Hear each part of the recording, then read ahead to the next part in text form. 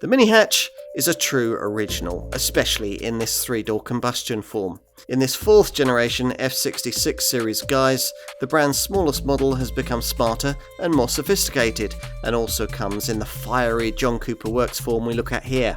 Across the lineup, some re-fettling work has been done on the punchy range of eager 3 and 4 cylinder engines, and there's arguably the classiest cabin in the segment. In short, this car claims to have come of age, but its fun to drive Mini formula is alive and well. The first BMW Mini model simply evolved generation to generation. This Mark IV modern era version, in contrast, is the first since the R50 model of 2000 to base its styling primarily on the 1950s Alec Issigonis original. It was launched in the F66 3-door form we look at here, but you can also talk to your dealer about a 5-door variant, and there's a convertible derivative too. At a glance, this combustion model looks identical to the electric version, but there are exterior differences apart from the grille not being blanked off.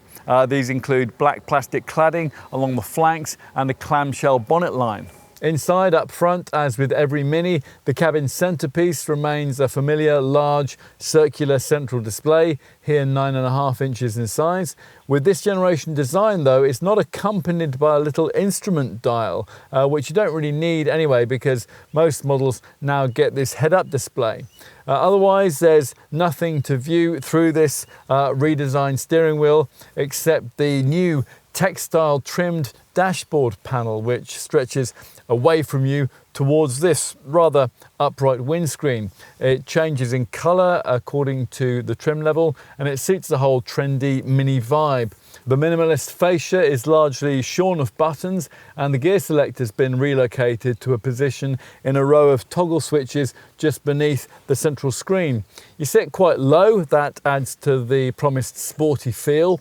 There's a strange mixture of both vertical and horizontal fascia vents, and nice little touches too, fashionable ones like a contrast coloured tab in front of the passenger, the fabric lower steering wheel spoke, and the branded Mini box between the seats here.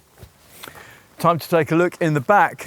Well, once you cram yourself into the back, there's less space for heads and legs than virtually any rival you can think of, but then that has always been the case with a 3-door Mini.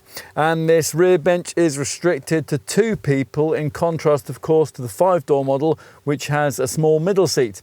The backrest angle is quite comfortable though. Storage space, well, it's not great. There are no pockets in the front seat backs, but a large cup holder is provided above this high central transmission tunnel. Opt for the panoramic roof that we have here, and headroom is slightly affected. We'll finish by taking a look in the boot. It's 210 litres in size in this 3-door model, which is 65 litres less than you'll get in the 5-door variant. This cargo area is a good square shape, so awkwardly shaped items like pushchairs should just about fit, but it is accessed via this rather high loading lip. There's a shallow rectangular area under the boot floor for smaller items. Let's get to the efficiency figures. The 1.5 litre Cooper C manages up to 47.9 mpg on the combined cycle. That's 3.5 miles per gallon less economical than the previous generation version, and up to 133 grams per kilometre of CO2. For the 2 litre Cooper S, it's up to 44.8 mpg and up to 143 grams per kilometre. This JCW hatch model manages up to 43.5 miles per gallon on the combined cycle and up to 147 grams per kilometre of CO2. For the JCW convertible, the figures are 40.9 mpg and up to 156 grams per kilometre.